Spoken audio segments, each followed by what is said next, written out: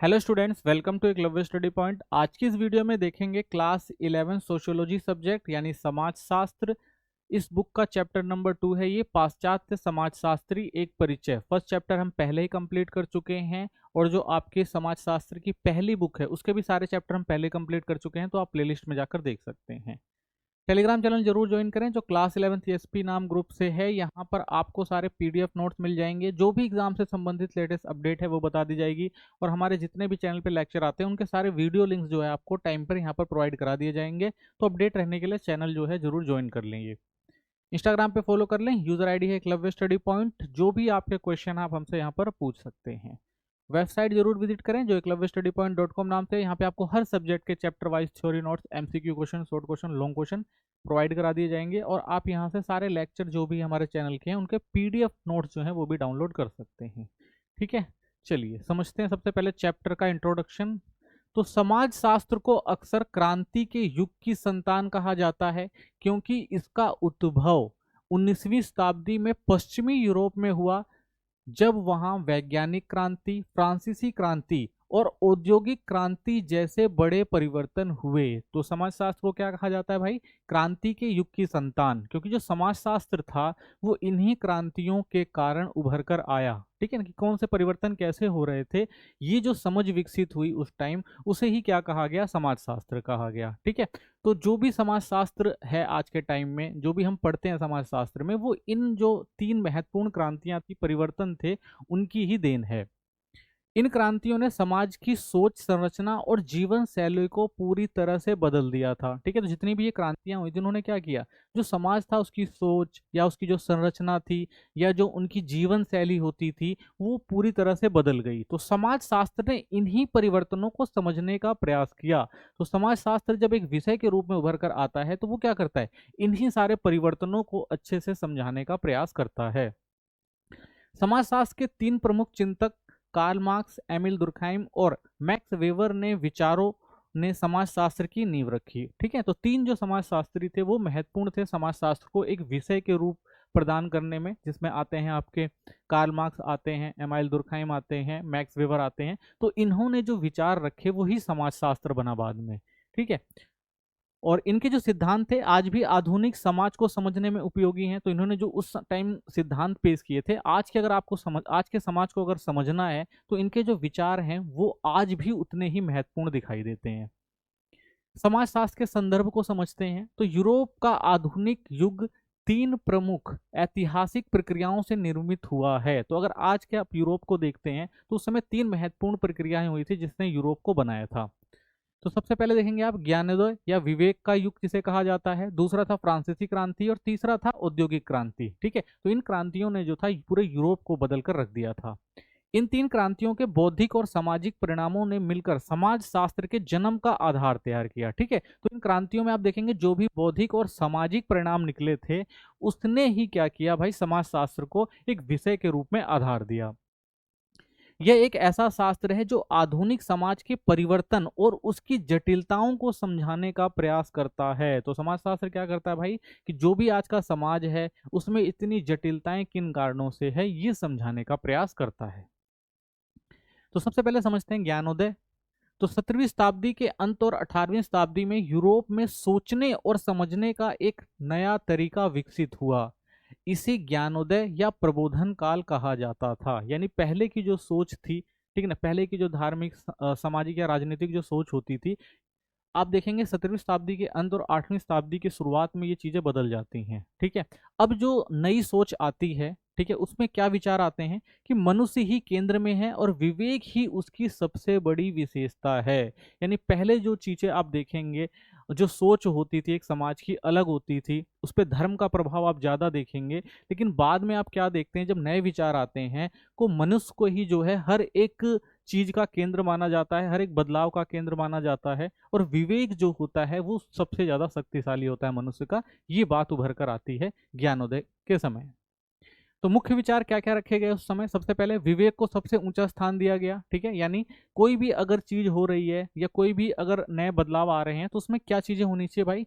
सोचने, समझने, तर्क करने और आलोचनात्मक ढंग से विचार करने की क्षमता पर जोर दिया गया कि भाई अगर समाज में कोई भी परिवर्तन आता है या कोई भी चीज चली आ रही है तो उसके बारे में सोचना समझना बहुत जरूरी है, तर्क करना बहुत जरूरी है, अगर कोई चीज गलत है तो उसकी आलोचना करना भी बहुत जरूरी है। मनुष्य का पुनर्मूल्यांकन किया गया कि अब व्यक्ति को ज्ञान का उत्पादक और उपभोक्ता दोनों माना गया कि भाई जो ज्ञान उत्पन्न होता है वो व्यक्ति के द्वारा होता है और व्यक्ति ही उसे ग्रहण करता है, तो एक नया विचार उभर कर आया। मनुष्य को अब ज्ञान का पात्र कहा गया कि भाई जो ज्ञान है वो मनुष्य से ही निकला है, ठीक है, तो मनुष्य ही जो है वो ज्ञान का पात्र है। व्यक्ति की अवधारणा, एकल मानव अब केवल समाज का हिस्सा नहीं है बल्कि स्वतंत्र और विवेकशील व्यक्ति माना गया। तो पहले क्या होता था, हर एक मानव जो था वो समाज का हिस्सा होता था, ठीक है, लेकिन ये बात तो सही है कि भाई मानव से मिलकर समाज बनता है, लेकिन एक मानव की अपनी अलग पहचान होती है, अपनी स्वतंत्रता होती है, अपना बुद्धि होती है, अपना विवेक होता है जिसके आधार पर वो कोई भी काम करता है, ठीक है। तो मानव को क्या कहा गया भाई कि व्यक्ति की अवधारणा यानी एक व्यक्ति विशेष की अवधारणा इस टाइम आप देखेंगे उभर कर आती है। अविवेकी लोगों को बर्बर माना गया, तो भाई जो लोग सोच समझकर विचार नहीं करते थे, पुरानी चीजों को आज भी अपनाते हुए चल रहे थे, ठीक है, तो उन्हें क्या कहा गया? अदिम या असभ्य कहा गया कि भाई ये चीजों को बदलना ही नहीं चाहते, ठीक है, ये उसी चीज पर चलना चाहते हैं जो बना दी गई है, तो उनकी अपनी खुद की कोई सोच समझ नहीं है, तो उन्हें क्या कहा गया भाई कि वो बर्बर हैं, असभ्य हैं। ज्ञानोदय का समाज पर क्या प्रभाव पड़ा? तो देखिए समाज को मनुष्य द्वारा निर्मित माना गया, इसलिए उसका युक्ति संगत विश्लेषण संभव है। तो ये कहा गया भाई जो समाज बना है, जो भी आप देखते हैं इस धरती पर, वो सारी चीजें जो हैं एक तरह से व्यक्ति के द्वारा ही निर्मित करी गई है, ठीक है, यानी व्यक्ति जो है वो मुख्य केंद्र है और इसलिए हर एक चीज को जो है युक्ति संगत विश्लेषण करना जरूरी है। तो ये बात जो है उस समय रखी गई, यानी समाज को समझने और सुधारने के लिए तर्क और विवेक का उपयोग किया जा सकता है, ठीक है, यानी अगर समाज में आप कोई भी बदलाव लाना चाहते हैं, सुधारना चाहते हैं, तो उसके लिए आपके अंदर क्या होना चाहिए? तर्क और विवेक होना चाहिए। इससे एक समाज के लोग दूसरे समाज को भी समझने लगते हैं, तो इससे क्या होगा भाई, एक समाज के लोग दूसरे समाज को भी समझेंगे, ठीक है, कि भाई उस समाज में ये व्यवस्थाएं हैं, हमारे समाज में भी ऐसी व्यवस्थाएं हैं, तो उनको हम किस तरह से बदल सकते हैं या क्या अच्छी चीजों को अडॉप्ट कर सकते हैं, तो ये सारी विचार भी उस समय आप देखेंगे उभर कर आते हैं। धर्म और परंपरा की भूमिका में आप देखेंगे परिवर्तन आता है। ज्ञानोदय के लिए जरूरी था कि धर्म, देवी देवता और प्रकृति पर निर्भरता कम की जाए, यानी आप देखेंगे जो प्राचीन विचार थे, लोगों के जो विचार होते थे, लोग धर्म से जुड़े होते थे और धर्म को ही विशेष मानते थे, ठीक है ना, हर एक काम को देवी देवताओं से जोड़ते थे, धर्म से जोड़ते थे कि भाई ऐसा भगवान की इच्छा है, ठीक है ना, प्रभु की इच्छा है, तो ये सारी चीजें थी, मनुष्य का डर भी था, ठीक है। और ऐसा जो था जो आप देखेंगे जो धार्मिक संस्थाएं होते थे वो लोगों को इस तरह से डराते भी थे कि भाई ये सब चीज़ अगर आप करें, अगर आप जो धर्म में चीज़ें लिखी गई हैं, जो बताई गई हैं, अगर आप उसके हिसाब से नहीं चलोगे तो आपके साथ बुरा होगा, ठीक है, तो ये सारी चीज़ें लोगों के मन में भी रहती थी। पहले लोग संसार को समझने के लिए इन्हीं पर निर्भर थे, यानी अगर संसार को समझना है तो जो चीज़ें लिखी गई हैं, धर्म में दी गई हैं, उन्हीं पर लोग विचार करते थे और उसी के आधार पर जो है समाज में लोग चलते थे।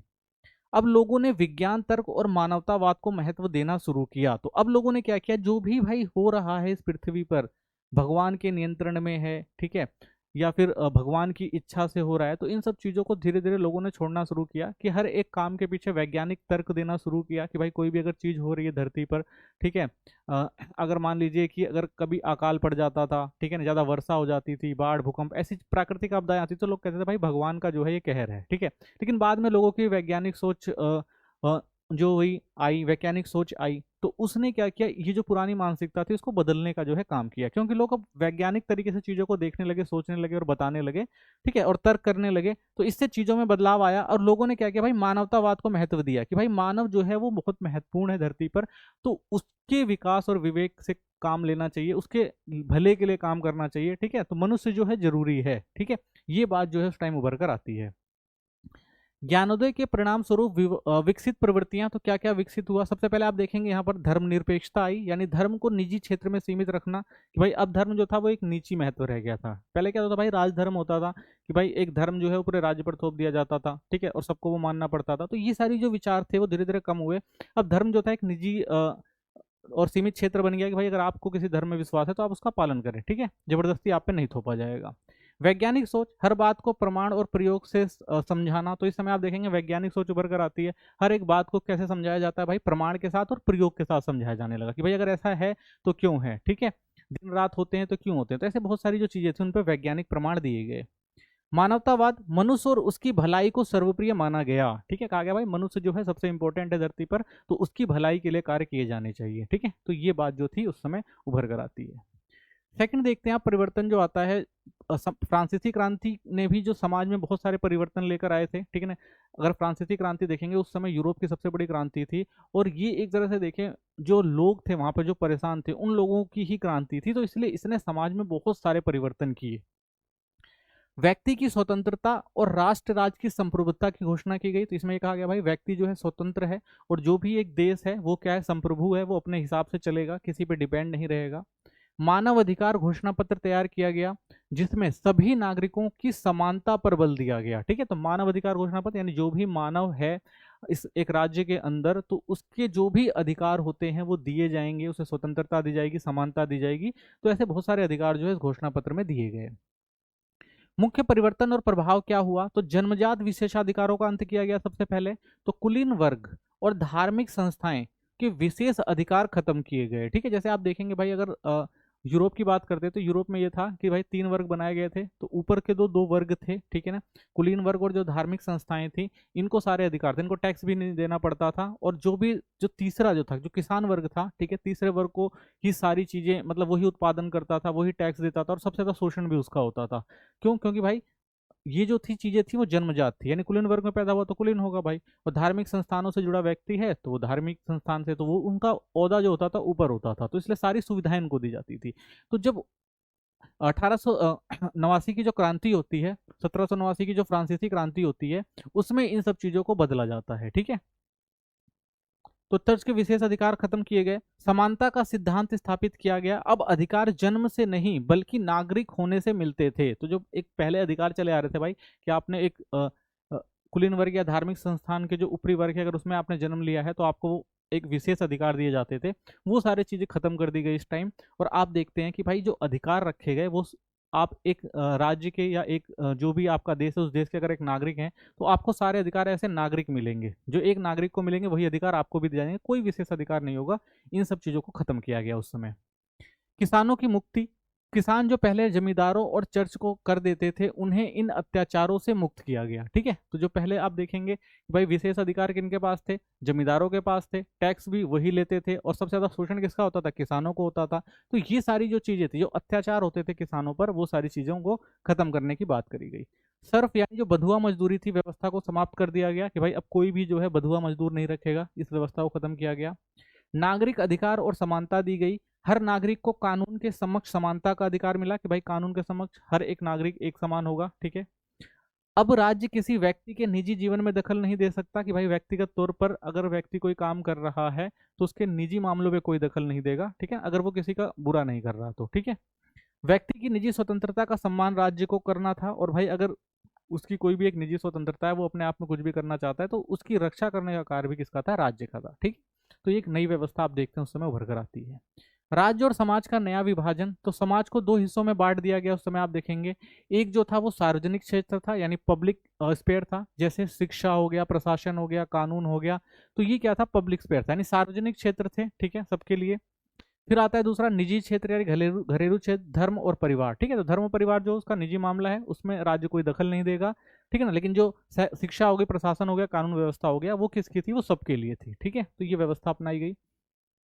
पहले शिक्षा घर और धर्म का हिस्सा थी, अब शिक्षा को सार्वजनिक विषय बना दिया गया और राज्य की जिम्मेदारी बन गई। ठीक है, तो पहले आप देखेंगे भाई शिक्षा जो थी वो धर्म के पर आधारित होती थी। ठीक है ना, धर्म का हिस्सा होती थी, यानी वो लोग जिसको चाहते थे उसको शिक्षित करते थे। ठीक है, तो बाद में इसको खत्म करके क्या कहा गया भाई, ये सार्वजनिक विषय बनाया गया कि राज्य इसकी जिम्मेदारी लेता है, सबको शिक्षित किया जाएगा और अच्छी शिक्षा दी जाएगी।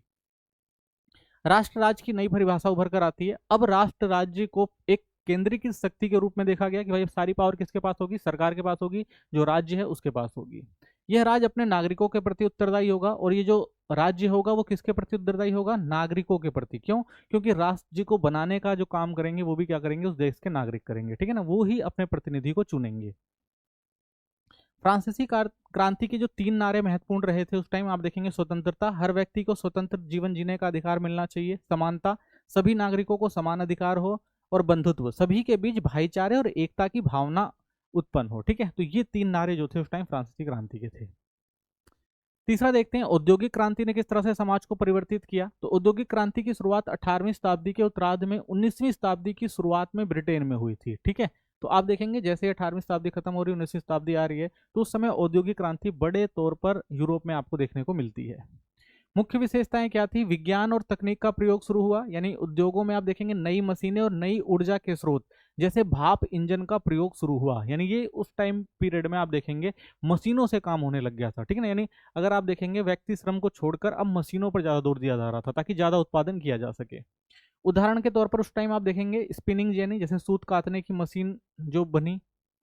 श्रम और बाजार का नया संगठन उभर कर आता है। ठीक है, यानी जब आप देखेंगे भाई उत्पादन ज्यादा होता है, मशीनों से उत्पादन होने लग गया, तो उस समय देखेंगे श्रम और बाजार का एक नया संगठन उभर कर आता है।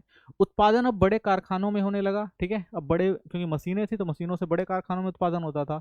विश्व बाजार के लिए वस्तुएं बनने लग गई। ठीक है, क्योंकि उत्पादन बढ़ गया तो अब क्या हुआ, विश्व बाजार तक जो है सामानों को पहुंचाया जाने लगा। कच्चा माल पूरी दुनिया से मंगाया जाने लगा। ठीक है, तो आप देखेंगे भाई ब्रिटेन या यूरोप वगैरह क्षेत्र जो थे वहां पर उतना ज्यादा जो कच्चा माल नहीं था, तो इसके लिए क्या किया गया भाई, पूरी दुनिया से जहां पर भी वो कच्चे माल मिलते थे उनको क्या है यहाँ पर लाया जाने लगा। ठीक है, शहरीकरण होता है इस टाइम आप देखेंगे, ग्रामीण लोग शहरों में काम की तलाश में आने लगे जिससे मजदूर वर्ग बनकर उभरता है। ठीक है ना, शहरीकरण बढ़ता है तो उससे क्या होगा, आप वहां पे भाई काम करने वालों की तादाद बढ़ेगी तो एक मजदूर वर्ग उभर कर आता है। तो शहरों में अमीर गरीब की क्षमता बढ़ती है, तो भाई शहर में कोई मजदूर जा रहा है, वहां पर जो पहले लोग रह रहे हैं जिनकी सत्ता चल रही है, जिनके पास पैसा है, ठीक है, तो वो अमीर और ज्यादा अमीर होते जाएंगे। ठीक है ना, और गरीब जो होते हैं बेचारे वो गरीब ही रह जाते हैं क्योंकि वो क्या करते हैं कि वेतन पर काम करते हैं। तो इसमें देखेंगे आप कि विषमता बढ़ती है, अमीर और अमीर होते हैं, गरीब जो होते हैं वो गरीब रह जाते हैं। मजदूरों की स्थिति, पुरुष स्त्रियां और बच्चे सभी कम वेतन लंबे समय तक काम करते थे। तो उस समय आप देखेंगे भाई काम था, उनके पास पैसा नहीं था, चाहे वो बच्चे हो चाहे औरत हो और चाहे कोई भी व्यक्ति हो, अगर उनके पास पैसा नहीं है तो वो लोग क्या करते थे, इन जगहों पर काम करते थे, उनको वेतन जो है वो कम दिया जाता था। खतरनाक परिस्थितियों में श्रम करना पड़ता था, और इस समय आप देखेंगे भाई बहुत खतरनाक परिस्थितियां थी। ठीक है ना, भट्टे वगैरह होते थे, बच्चे कमजोर होते थे लेकिन भट्टों में से काम कराया जाता था, कोयले की खदानों में से काम कराया जाता था। तो एक जो थी आप देखेंगे बहुत खतरनाक परिस्थितियां थी श्रम के लिए उस टाइम। सरकार की नई जिम्मेदारियां, तो स्वास्थ्य, सफाई, अपराध नियंत्रण और विकास की जिम्मेदारी सरकार पर आ गई। तो इस समय आप देखेंगे कि भाई जब एक सरकार उभर कर आती है तो वो जो भी नागरिक हैं उनकी जो भी जिम्मेदारियां होती हैं वो सरकार की हो जाती हैं। तो स्वास्थ्य हो गया, सफाई हो गया, ठीक है ना, अपराध नियंत्रण हो गया, ठीक है ना, विकास की जिम्मेदारी हो गई, ये सब किसने ले ली, सरकार ने ले ली। ठीक है ना, सरकार के नियंत्रण में है इस समय। इससे नए ज्ञान और वैज्ञानिक अध्ययन की आवश्यकता हुई। ठीक है, तो अब क्या था भाई, नई नई चीजें आ रही थी तो नए ज्ञान और नए वैज्ञानिक तरीकों की खोज भी की जाने लगी, जिसके परिणाम स्वरूप सामाजिक विज्ञान और समाजशास्त्र जैसी नई विधियां विकसित हुई। ठीक है, तो इसी टाइम हम देखेंगे सामाजिक विज्ञान और समाजशास्त्र जैसी नई विधियां उभर कर आती है, क्योंकि भाई एक समाज को चलाने के लिए केवल ज्ञान की जरूरत नहीं होती है, समाज को एक साथ ले चलने के लिए जरूरत होती है, किस तरह से परिवर्तन आ रहे हैं, उन परिवर्तनों को कैसे संभाला जाए, तो इन सब चीजों के लिए समाज को समझना जरूरी होता है। तो इसीलिए आप देखेंगे समाजशास्त्र जो है एक वैज्ञानिक विषय के रूप में उभर कर आता है। कार्ल मार्क्स थी, तो प्रमुख चिंतकों में जो आप देखेंगे कार्ल मार्क्स थे। ठीक है, जन्म इनका जर्मनी पर निर्वासन के कारण जीवन का अधिकांश भाग इन्होंने ब्रिटेन में बिताया। तो इनका जन्म जो हुआ था वो जर्मनी में हुआ था लेकिन इनका निर्वासन हो गया था, तो ये ज्यादातर समय इन्होंने ब्रिटेन में ही अपना बिताया था। उद्देश्य जो था इनका शोषण और अत्याचार को समाप्त करने पर इनका विशेष जोर रहा हमेशा से। विश्वास था इनका भाई वैज्ञानिक समाजवाद के माध्यम से समानता और न्याय की स्थापना करना। तो ये वैज्ञानिक समाजवाद की बात करते हैं और समानता और न्याय की बात को ये विशेष तौर पर रखते हैं। ठीक है, तो मार्क्स के प्रमुख विचार क्या थे ये समझते हैं। सबसे पहले तो पूंजीवाद समाज की बात करते हैं वो। पूंजीवाद में समाज शोषण और असमानता पर आधारित था। तो उनका भाई जो पूंजीवादी समाज है वो क्या करता है, समाज में लोगों का शोषण करता है जिससे क्या होती है, असमानता फैलती है। ठीक है, मजदूर वर्ग मेहनत करता है पर उत्पादन का उसका अधिकार नहीं होता। तो भाई सबसे ज्यादा जो मेहनत कर रहा है कहीं पर भी वो मजदूर वर्ग कर रहा है, लेकिन उससे जो उत्पादन होता है यानी जो उसका मुनाफा होता है वो मजदूर को नहीं मिलता। पूंजीपति वर्ग मालिक होता है और लाभ कमाता है। तो पूंजीपति वर्ग जो है यानी जिसके पास पैसा है, जो पूंजी लगा रहा है वो मालिक है और उसी को सबसे ज्यादा फायदा होता है। ठीक है, और जो आप देखेंगे मजदूर वर्ग होता है उसका हमेशा शोषण होता है। ठीक है, तो ये जो बात किसने कही थी, मार्क्स ने कही थी। अलगाव की अवधारणा की बात करते हैं वो। पूंजीवाद के कारण व्यक्ति कई तरह से अलग हो जाता है। अगर पूंजीवादी व्यवस्था है तो व्यक्ति जो होगा कई प्रकार से अलग होगा। सबसे पहले प्रकृति से अलग होता है, यानी उत्पादन प्रकृति जीवन से कट गया है, कट गया। यानी प्रकृति से अलग का मतलब क्या है भाई, उत्पादन वो कर रहा है, ठीक है, लेकिन उत्पादन पर उसका अधिकार नहीं है, ठीक है, तो वो प्राकृतिक जीवन से कट गया। यानी अगर वो किसी भी क्षेत्र में काम कर रहा है तो उसे अगर बाहर की दुनिया से कोई फर्क ही नहीं है, ठीक है, बाहर क्या हो रहा है क्या नहीं हो रहा है, वो एक मजदूर है और मजदूर की तरह एक जगह पर काम करता रहता है, तो वो प्रकृति से जो है वो अलग हो जाता है, वो सिर्फ अपना पूरा जीवन जो है उत्पादन में ही लगा देता है। स्वयं से अलग व्यक्ति का श्रम अब उसका नहीं रह जाता, यानी जो वो काम कर रहा है वो उसका ना होकर किसी और का हो जाता है, वो जिस हिसाब से उसे काम करवाएगा उसे करना पड़ेगा, ठीक है, चाहे उसकी इच्छा हो चाहे ना हो। समाज से अलग मानवीय संबंध बाजार के संबंध बन गए, ठीक है, अब वो मानवीय संबंध नहीं होते, वो बाजारिक संबंध होते हैं, यानी अगर वो श्रम कर रहा है उसके बदले उसे पैसा मिल रहा है तो वो क्या होगा, एक व्यापारिक संबंध बन जाते हैं, ठीक है, मानवीय संबंध जो होते हैं वो खत्म हो जाते हैं। कार्य से अलग मजदूर अपने काम और परिणाम पर नियंत्रण नहीं रखता, ठीक है, तो कार्य से भी अलग है भाई, जो कार्य उसको दिया जाएगा उसको वही करना है, ठीक है, क्या परिणाम और क्या नियंत्रण है वो सब जो होता है वो पूंजीपति वर्ग के हाथ में होता है, ठीक है, व्यक्ति के हाथ में कुछ नहीं होता, ठीक है, तो ये चीज देखते हैं आप उस टाइम हो जाती है जब व्यक्ति जो है किसी भी एक संस्था से जुड़ता है, कहीं काम करता है, तो ये चीज आपको देखने को मिलती है, ठीक है ना। पूंजीवादी के कारण क्या होता है, व्यक्ति बहुत तरह से अलग होता है, तो ये चार प्रमुख कारण देख सकते हैं आप कि व्यक्ति जो है पूंजीवाद के कारण अपने आप में ही जो होता है वो अलग हो जाता है।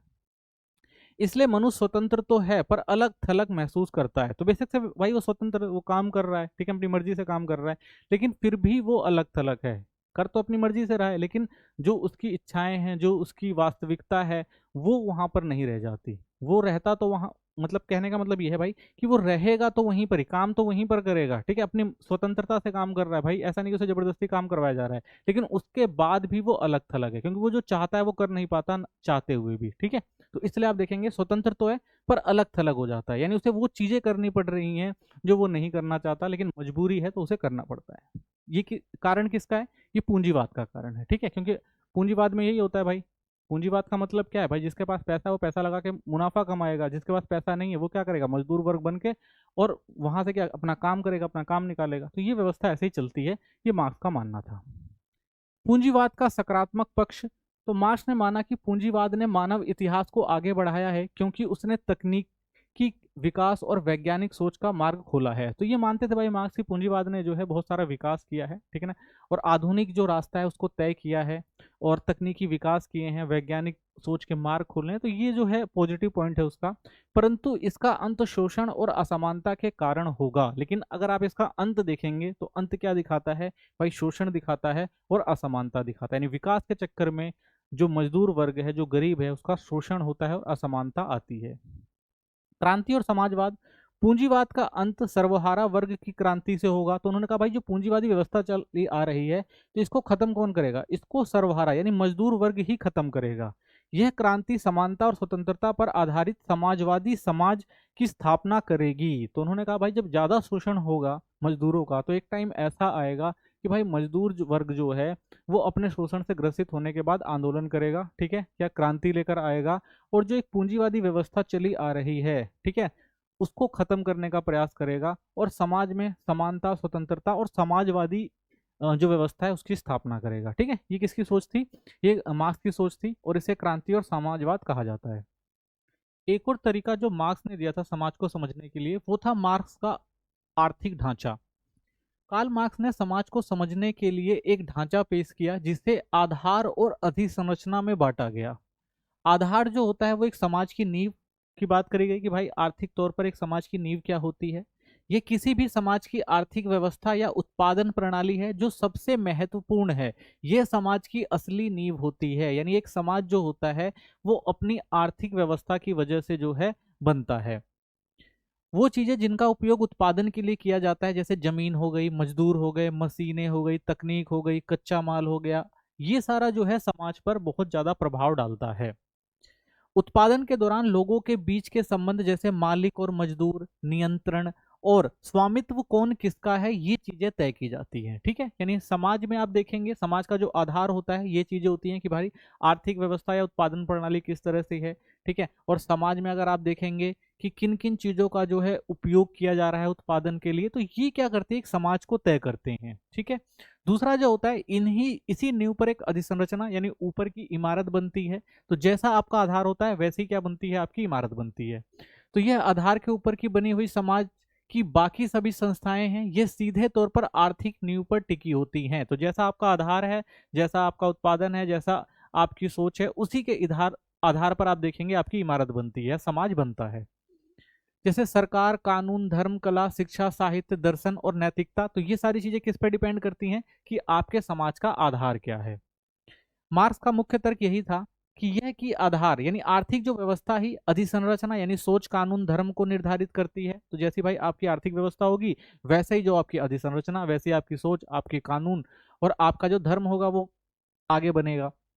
यानी पैसा जो होता है आपका, यानी आर्थिक स्थिति या भौतिक जीवन, यह तय करता है कि हम क्या सोचते हैं। यानी अगर आपके पास पैसा है तो आपकी सोच जो होगी वो अलग होगी, क्या मानते हैं और कैसे कानून बनाते हैं। तो भाई आपके पास अगर पैसा है तो आपकी सोच जो होगी उसी के हिसाब से होगी कि भाई आपको कैसी व्यवस्था लेकर आनी है, ठीक है ना, कैसी कानून व्यवस्था बनानी है, कैसा समाज बनाना है, ठीक है। तो ये कौन तय करता है? ये पैसा तय करता है, ठीक है। ना कि हमारी सोच ये तय करती है कि हमारी आर्थिक स्थिति कैसी होगी। तो हमारी सोच जो है हमारी एक आर्थिक स्थिति को नहीं बना सकती, ठीक है। तो देखा जाए तो मार्क्स यही कहना चाहते हैं कि भाई जिस प्रकार से आपके पास आर्थिक स्थिति और भौतिक जीवन होगा, उसी के आधार पर आप क्या करेंगे, एक समाज का निर्माण करेंगे, ठीक है।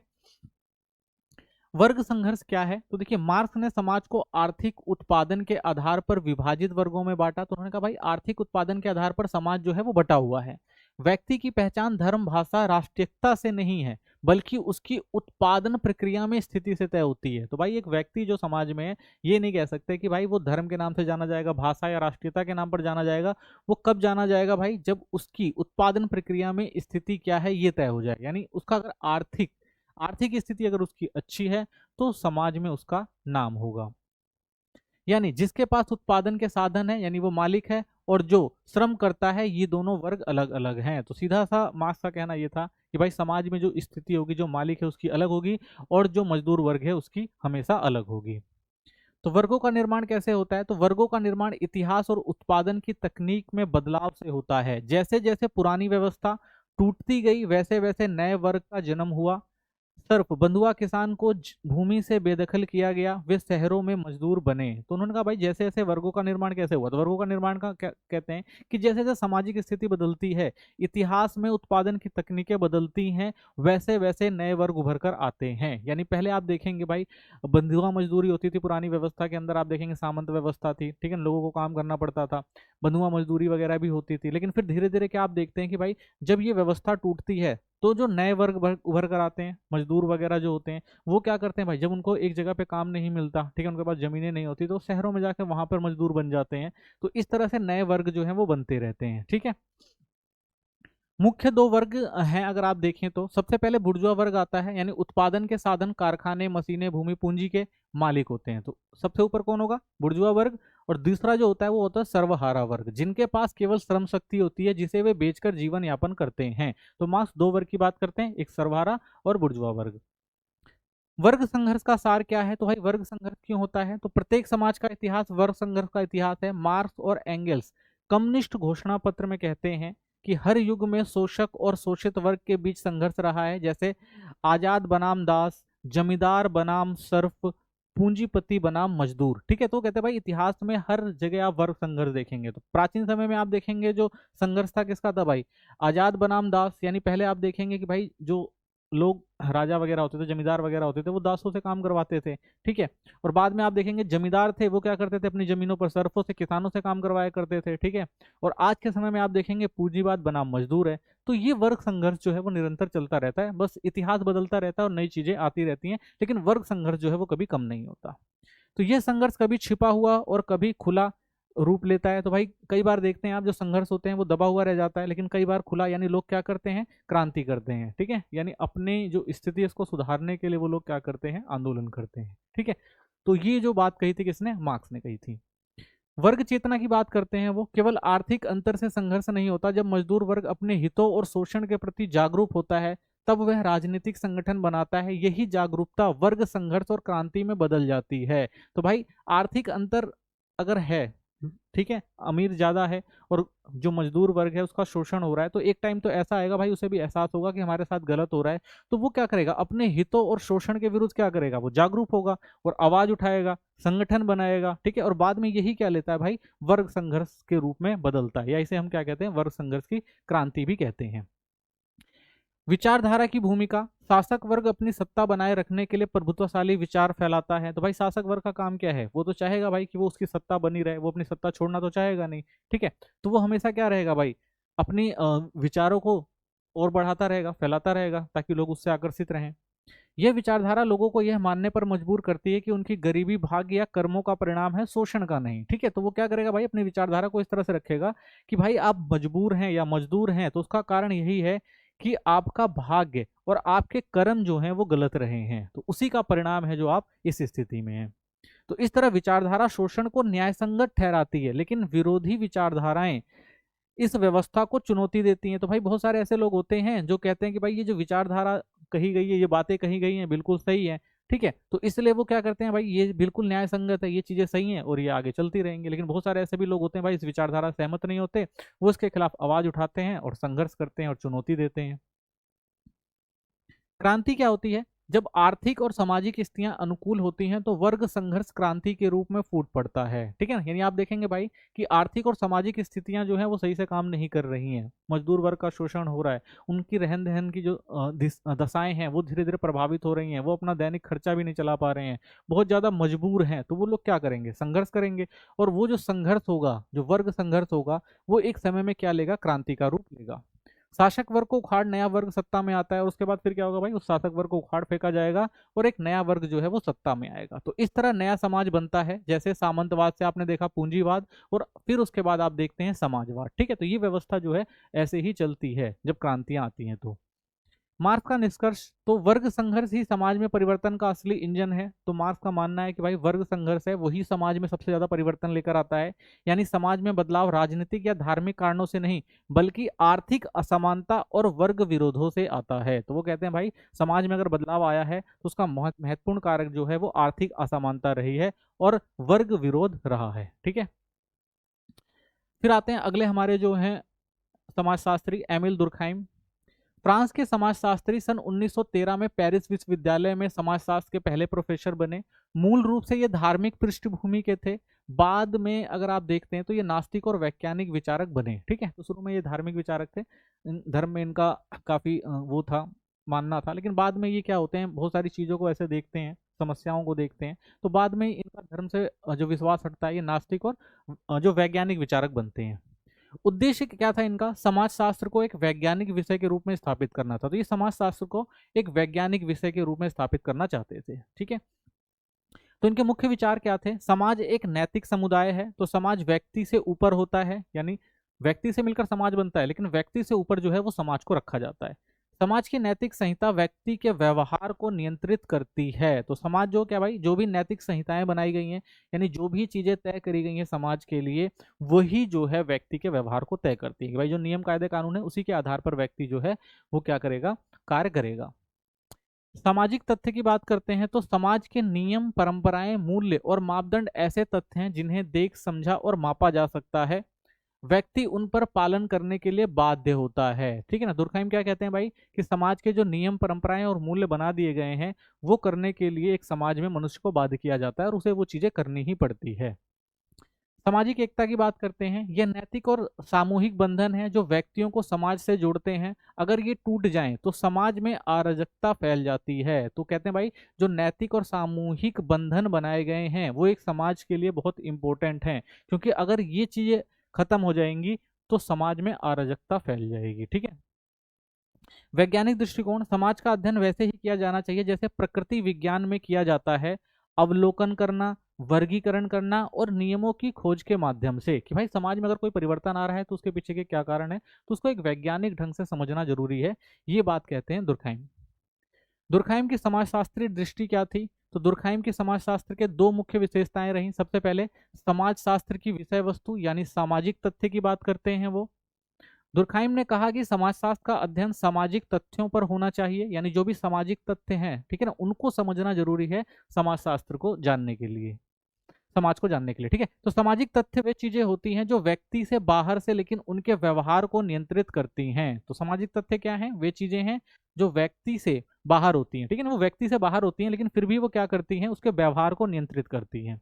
जैसे धर्म हो गया, कानून, शिक्षा, परंपराएं, भाषा, संस्कृति। तो ये सब क्या करती हैं भाई, एक व्यक्ति के बाहर की चीज होती है, लेकिन एक व्यक्ति को ये सारी चीजें क्या करती हैं, नियंत्रित करती हैं। ये व्यक्ति द्वारा नहीं बनाए जाते बल्कि समाज के सामूहिक जीवन से उत्पन्न होते हैं। तो ये व्यक्तियों ने तो बनाए नहीं है, ठीक है, एक समाज में जो लोग रहते हैं उस समाज से चीजें उत्पन्न होती हैं और हर कोई उस समाज में रहते हुए इन चीजों का पालन करता है। समाजशास्त्र भी एक वैज्ञानिक और अनुभवजन्य विषय है, ये कहा दुर्खाइम ने। जैसे प्राकृतिक विज्ञान अवलोकन और प्रमाण पर आधारित होता है, वैसे ही समाजशास्त्र को भी होना चाहिए। तो ये कहा भाई कि जैसे हम प्रकृति को एक विज्ञान के रूप में देखते हैं, प्रमाण के रूप में उसको स्थापित करते हैं, सेम समाजशास्त्र को भी ऐसे ही देखना चाहिए। हालांकि समाज अमूर्त है, फिर भी उसे अध्ययन के लिए देखे जा सकने वाले व्यवहार के पैटर्न का उपयोग किया जा सकता है। तो कहते हैं भाई समाज तो अमूर्त है, ठीक है, लेकिन फिर भी उसका अध्ययन जो है उसके व्यवहार से किया जा सकता है। उदाहरण, उनका प्रसिद्ध अध्ययन आत्महत्या पर है, जहां उन्होंने दिखाया कि आत्महत्या एक व्यक्तिगत घटना नहीं बल्कि सामाजिक तथ्य है, क्योंकि हर समाज में इसकी दर अलग होती है। तो उन्होंने कहा भाई आत्महत्या ऐसे ही कोई नहीं करता, उसके पीछे कोई ना कोई सामाजिक कारण होते हैं। तो आत्महत्या की एक जगह की बात तो नहीं है, हर एक समाज में आपको ये देखने को मिलती है और सब में कोई ना कोई ऐसी चीज होती है जिसके आधार पर आप देखेंगे लोग आत्महत्या करते हैं, ठीक है। तो उन्होंने ये एक उदाहरण दिया था। सामाजिक तथ्य क्या है? तो सामाजिक तथ्य वस्तुओं की तरह होते हैं जिन्हें हम महसूस कर सकते हैं पर छू नहीं सकते। वे व्यक्ति से बाह्य होते हैं पर उसके व्यवहार को नियंत्रित करते हैं। तो सामाजिक तथ्य यही है भाई समाज में कि व्यक्ति के कंट्रोल में नहीं होते, उसके बाहर होते हैं, लेकिन उसके बाद भी एक व्यक्ति को नियंत्रित करते हैं। उदाहरण के तौर पर कानून, सबको पालन करना पड़ता है। धर्म, समाज के अनुसार आचरण तय करना पड़ता है भाई। शिक्षा प्रणाली, सोच और आचरण को आकार देती है, ठीक है। तो ये जो है सामाजिक तथ्य है।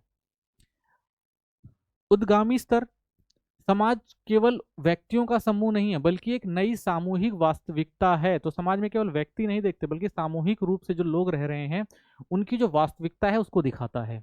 जैसे एक क्रिकेट टीम केवल 11 खिलाड़ियों का समूह नहीं बल्कि एक सामूहिक पहचान है, ठीक है। जैसे हम देखते हैं भाई कि एक 11 खिलाड़ी हैं, क्योंकि 11 खिलाड़ी अगर क्रिकेट में है तभी तो एक टीम बनती है। तो सामूहिक टीम जो है वो बनती है किसी भी देश की, इंडिया हो गया, ठीक है ना, ऑस्ट्रेलिया हो गया। तो ये क्या है, सामूहिक, यानी 11 खिलाड़ी जब एक साथ आते हैं तो उनकी सामूहिक जो पहचान होती है वो किसको रिप्रेजेंट करती है, किसी एक देश को रिप्रेजेंट करती है, ठीक है। तो इसी उद्गामी स्तर का अध्ययन समाजशास्त्र करता है, यानी वह कैसे व्यक्ति मिलकर समाज कैसे नई इकाई बनाते हैं। तो इसी तरह आप देखेंगे कि जो उद्गामी स्तर है वो यही दिखा रहा है कि भाई अगर समाज को समझना है तो क्या करना पड़ेगा, हर एक व्यक्ति के जो व्यवहार है, ठीक है, उसको मिलाकर जो है समझेंगे तभी हम समाज को अच्छे से समझ सकते हैं, ठीक है। तो जो भी व्यक्ति हैं, जो भी एक क्रिकेट टीम अगर मान लीजिए 11 खिलाड़ी हैं तो वो अलग अलग काम करते हैं, लेकिन उनका मेन मकसद क्या होता है भाई, जीतना होता है। तो सेम ऐसे एक समाज जो होता है, समाज का विकास करना होता है, लेकिन हर एक व्यक्ति अलग अलग तरह से कार्य करते हैं उसमें। समाज में श्रम विभाजन क्या है? तो समाज में श्रम विभाजन एमिल दुर्खाइम की पहली प्रसिद्ध पुस्तक थी। इसमें उन्होंने समाज के आदिम से आधुनिक बनने की प्रक्रिया को समझाया है। तो एमाइल दुर्खाइम जो है सामाजिक एकता को दो प्रकार बताते हैं। सबसे पहले कहते हैं भाई यांत्रिक एकता, यह छोटे और आदिम समाजों में पाई जाती है, इसका आधार लोगों की समानता से है, ठीक है। दूसरा, हर व्यक्ति लगभग एक जैसा कार्य करता है, किसान, शिकारी आदि। तो यांत्रिक एकता क्या भाई, कि जितने भी छोटे छोटे क्षेत्र हैं, समाज हैं, वो क्या होते हैं, लोगों से मिलकर बनते हैं, ठीक है। और एक ही आधार के लोग होते हैं, एक ही तरह का काम करते हैं, ठीक है, समाज में, जैसे किसान, शिकारी आदि। व्यक्तिगत जीवन और समाज आपस में घुला मिला होता है। तो लोग क्या होते हैं, उनका व्यक्तिगत जीवन एक जैसा होता है, आपस में लोग घुल मिलकर रहते हैं। नियम कठोर और दमनकारी होते हैं, नियम तोड़ने पर सख्त सजा दी जाती है। तो भाई ये जो यांत्रिक एकता है एक नियम के तहत चलती है, यानी सब लोगों को भाई समाज में एक नियम बना दिए जाते हैं, उस नियम का लोगों को पालन करना पड़ता है। अगर उस नियम के खिलाफ कोई भी जाता है तो उसको क्या कठोर दंड दिया जाता है, यहाँ तक कि समाज से निष्कासित भी कर दिया जाता है।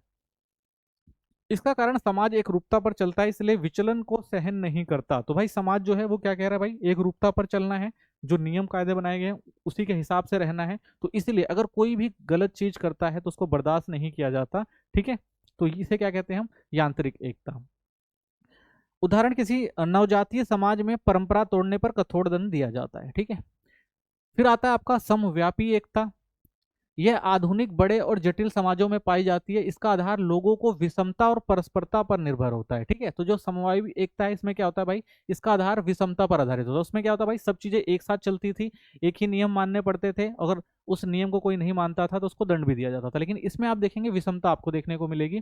हर व्यक्ति का काम अलग होता है, शिक्षक, डॉक्टर, इंजीनियर, किसान आदि, तो इनका क्या भाई, सबका काम अलग है। वहां पे जो समाज था एक साथ काम कर रहा था, चाहे वो शिकार कर रहे थे और चाहे वो कृषक वर्ग थे, ठीक है, कोई भी काम कर रहे थे वो एक साथ थे। लेकिन यहाँ पर आप देखेंगे काम के जो स्तर होते हैं वो भी अलग अलग होते हैं।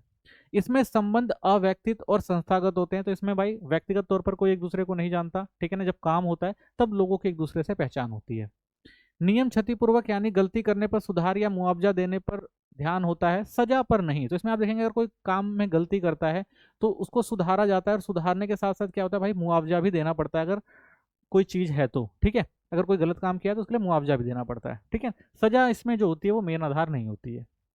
व्यक्ति को स्वतंत्र और अलग पहचान मिलती है। तो यहाँ पर व्यक्ति जो होता है वो स्वतंत्र होता है और अलग पहचान में जीता है, ठीक है। लेकिन वहीं अगर आप देखेंगे हम यांत्रिक में देखेंगे, यांत्रिक एकता वाले में, तो वहाँ पे क्या होता है, समाज जुड़ा होता है। तो एक जो समाज की व्यक्ति की, जो समाज से व्यक्ति की पहचान होती है वहां पर। उदाहरण, डॉक्टर, शिक्षक और किसान तीनों अलग अलग काम करते हैं लेकिन एक दूसरे पर निर्भर रहते हैं, ठीक है। तो यहाँ पर आप देखेंगे हर एक व्यक्ति एक दूसरे पर निर्भर होता है, तो इसलिए हम क्या कहते हैं, स्वयावी एकता, ठीक है। नेक्स्ट आता है समाज का विकास कैसे होता है। तो आदिम समाज में यांत्रिक एकता होती थी, वही आधुनिक समाज में समय एकता होती है। यह परिवर्तन श्रम विभाजन से आता है, यानी कार्यों का बंटवारा बढ़ने पर समाज में सहयोग और निर्भरता बढ़ती है, ठीक है। यानी जब आप देखेंगे कि भाई स्वयावी एकता जब आती है तो उस समय जो होता है लोग एक दूसरे पर निर्भर हो जाते हैं, ठीक है। जब लोग एक दूसरे पर निर्भर होते हैं तो फिर क्या होता है कि समाज जो होता है वो परिवर्तित होता है। आधुनिक समाज की विशेषता तो व्यक्ति की अलग पहचान बनाती है, लोग स्वैच्छिक समूहों से जुड़े होते हैं, आज के समाज की बात कर रहे हैं ये। हर व्यक्ति को अपनी जरूरतों के लिए दूसरों पर निर्भर रहना पड़ता है, इसलिए समाज में नियम और संस्थाएं आवश्यक हो जाती हैं बड़े समूहों में व्यवहार को नियंत्रित करने के लिए। तो आधुनिक समाज जो है भाई, व्यक्ति की खुद की पहचान है, स्वेच्छा से काम करता है, ठीक है, और दूसरों पर जो है निर्भर रहता है, ठीक है। और यहाँ पर जो समाज में नियम बनाए जाते हैं वो कठोर नियम होते हैं, उनका पालन करना पड़ता है। तो ये सारी चीजें आधुनिक समाज में आपको देखने को मिलती हैं। मैक्स वेबर और व्याख्यात्मक समाजशास्त्र, तो तीसरे जो हमारे समाजशास्त्री हैं वो मैक्स वेबर हैं। मैक्स वेबर जर्मनी के प्रसिद्ध समाजशास्त्री थे। उन्होंने समाजशास्त्र को मानवीय अर्थपूर्ण क्रियाओं के अध्ययन के रूप में परिभाषित किया था। उनका उद्देश्य था कि सामाजिक क्रियाओं को समझना और उनका अर्थ जानना जरूरी है, ठीक है। तो ये क्या कहते हैं भाई, सामाजिक क्रियाओं को समझना जरूरी है, तभी हम कोई अर्थ निकाल सकते हैं समाज में। तो उन्होंने व्याख्यात्मक समाजशास्त्र की बात करी। प्राकृतिक विज्ञान जैसे भौतिक नियम खोजता है वैसे ही समाजशास्त्र को सामाजिक अर्थ समझना चाहिए, ठीक है। तो ये क्या कहते हैं भाई, वो व्याख्या करते हैं समाजशास्त्र की और कहते हैं कि जैसे भाई विज्ञान में आप देखेंगे भाई भौतिक नियम खोजे जाते हैं, कोई ना कोई लॉ होता है, किसी ना किसी कारण से कोई चीज होती है। सेम वैसे ही वो कहते हैं कि भाई समाज में जो भी चीज होती है उसका कोई ना कोई अर्थ होता है, ठीक है ना किसी कारण होता है, तो इस चीज को भी समझना जो है वो जरूरी है। सामाजिक क्रिया की बात करते हैं। हर वह मानवीय क्रिया जिसमें अर्थ और उद्देश्य हो, यानी जब कोई व्यक्ति किसी कार्य को सोच समझकर या किसी इरादे या मूल्य से करता है, तो सामाजिक क्रिया ऐसे नहीं होते। हर एक काम के पीछे कोई ना कोई तर्क होता है, कोई ना कोई सोच होती है, कोई ना कोई इरादा होता है। उदाहरण, अगर कोई व्यक्ति दान करता है तो यह सामाजिक क्रिया है क्योंकि इसके पीछे नैतिक अर्थ है, ठीक है। अगर कोई छींकता है यह सामाजिक क्रिया नहीं क्योंकि इसमें कोई उद्देश्य नहीं है, ठीक है। तो ये कहते हैं भाई सामाजिक क्रिया जो होती है वो किसी ना किसी कारण या इरादे से की जाती है। समानुभूति समझ की बात करते हैं तो समाजशास्त्र को यह समझाने की कोशिश करनी चाहिए कि किसी व्यक्ति ने कोई कार्य क्यों किया और इसके पीछे क्या अर्थ था, ठीक है। तो वो क्या कहते हैं भाई, सहानुभूति समझ होनी चाहिए कि कोई भी काम हो रहा है तो क्यों हो रहा है, उसके पीछे क्या कारण है। इसके लिए समाजशास्त्री को कल्पना करनी होती है कि वह स्वयं उस व्यक्ति की स्थिति में होता तो क्या सोचता। तो वो कहते हैं भाई ये तभी हो सकता है जब आप कल्पना कर सकते हैं, ठीक है। तो अगर आप सोच रहे हैं ऐसी चीजें हुई थी तो आप उस व्यक्ति की जगह अपने आप को रख के देखिए और फिर समझिए अगर आप होते तो ऐसा क्यों हुआ होता, ठीक है। तो ये क्या है, वो काल्पनिक सोच की भी बात करते हैं। यह प्रक्रिया सहानुभूति कहलाती है, यानी किसी के अनुभव को उसके दृष्टिकोण से समझना, ठीक है। तो ये क्या कहलाता है भाई, सहानुभूति, यानी किसी के दृष्टिकोण से किसी को समझना। मूल्य तटस्थता की बात करते हैं। समाजशास्त्री को अध्ययन करते समय तटस्थ रहना चाहिए, उसे अपने निजी विचार, ठीक है, पूर्वाग्रह या भावनाओं को शोध में शामिल नहीं करना चाहिए। तो भाई जो भी वो शोध कर रहे हैं, ठीक है, रिसर्च कर रहे हैं, तो ऐसा नहीं कि भाई वो अपने विचार रख लें या जो उसकी जो सोच है या कोई पहले से कोई अवधारणा बनी चली आ रही है तो उस पूर्वाग्रह को हम शामिल कर लें, या हमारी किसी कोई भावना जुड़ी है तो हम उसको स्वीकार कर लें। तो इन सब चीज़ों को जो है शामिल नहीं करना चाहिए। वेबर के अनुसार सामाजिक वैज्ञानिक को अपने व्यक्तिगत मूल्य को अलग रखकर दूसरों के मूल्य को ईमानदारी से वर्णित करना चाहिए। ठीक है, तो अपने व्यक्तिगत मूल्य नहीं लेने हैं, बल्कि जो सही व्यक्ति है उसके मूल्य को ईमानदारी से जो है वो वर्णित करना चाहिए।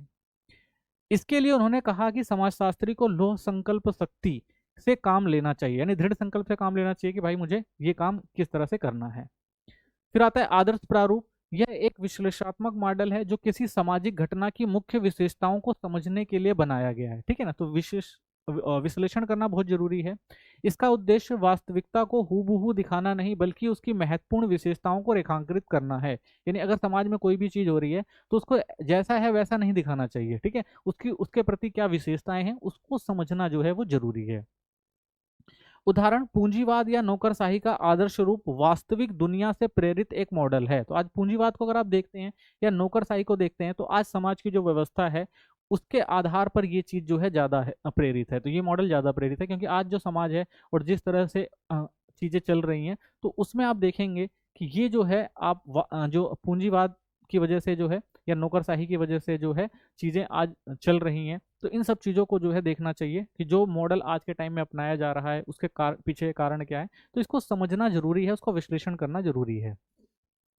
सत्ता के 3 प्रकार होते हैं। वेबर ने आदर्श प्रारूप की मदद से सत्ता को 3 प्रकार में बांटा। सबसे पहले पारंपरिक सत्ता होती है जो परंपरा और रीति रिवाज पर आधारित होती है। इसमें आप देखेंगे राजा और सामंत होते थे। दूसरा उन्होंने कहा भाई करिश्माई सत्ता होती है, नेता का व्यक्तित्व या देवी गुण, यानी कोई एक ऐसा नेता होता है जिसको देवी देवता के समान मान लिया जाता है और उसके बाद वो क्या करता है, अब राज्य चलाता है। इसमें आप देखेंगे धार्मिक या क्रांतिकारी नेता होते थे, यानी कोई एक धार्मिक प्रतिष्ठा से जुड़ा हुआ व्यक्ति है वो शासन चलाएगा, या कोई एक व्यक्ति है जो क्या है भाई वो क्रांतिकारी नेता के रूप में उभर कर आता है तो लोग उसको अपना आदर्श मान लेते हैं और वो सत्ता को चलाता है।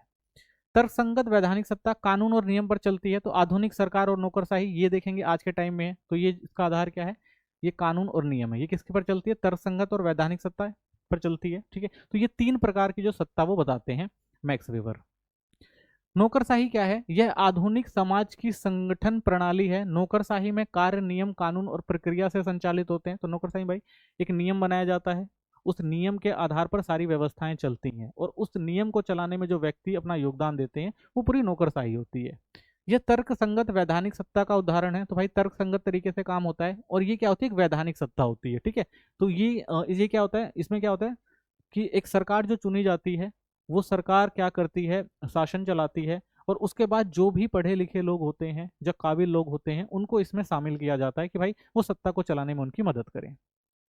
तो नौकरशाही की मुख्य विशेषताएं क्या है, अधिकारों के कार्य होते हैं, हर अधिकारी का काम तय होता है जिसे नियमों व कानूनों के अनुसार किया जाता है। तो भाई नौकरशाही में बहुत सारे अधिकारी होते हैं तो उनके कुछ जो काम होते हैं वो उनको दिए जाते हैं और उनके लिए भी नियम बनाए जाते हैं कि उनको किस तरह से काम करना है, तो उसके आधार पर वो काम करते हैं।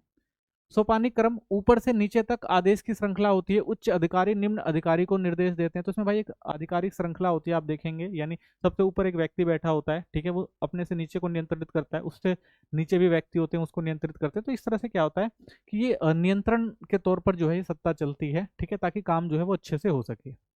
लिखित दस्तावेज, सभी कार्य और निर्णय लिखित रूप में दर्ज होते हैं और सुरक्षित रखे जाते हैं। तो जो भी काम होता है वो सारे क्या होते हैं, लिखित तौर पर होते हैं। ठीक है, ताकि उस पर निष्कर्ष निकाला जा सके या उसको समझा जा सके कि भाई कोई काम किस तरीके से हो रहा है, ठीक है, क्या कमियां हैं। तो ये सारी चीजें होती हैं लिखित में होती हैं। ठीक है, कोई भी निर्णय होगा तो वो लिखित में दर्ज किया जाता है। कार्यालय प्रबंधन, प्रशिक्षित व कुशल कर्मचारियों द्वारा कार्य किया जाता है। तो इसमें भाई कार्यालय जो प्रबंधन होता है वो महत्वपूर्ण होता है कि इसमें जितने लोगों को शामिल किया जाता है वो प्रशिक्षित होते हैं और कुशल कर्मचारी होते हैं ताकि वो अच्छे से व्यवस्था को चला सकें।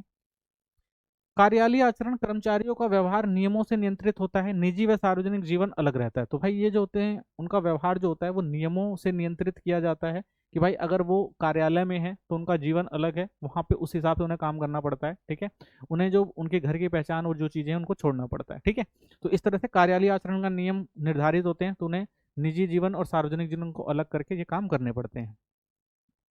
तो इसी के साथ ये चैप्टर खत्म होता है। मिलते हैं नेक्स्ट चैप्टर में। चैनल को सब्सक्राइब करें, वीडियो को लाइक करें, कोई कमेंट है तो जरूर करें। धन्यवाद।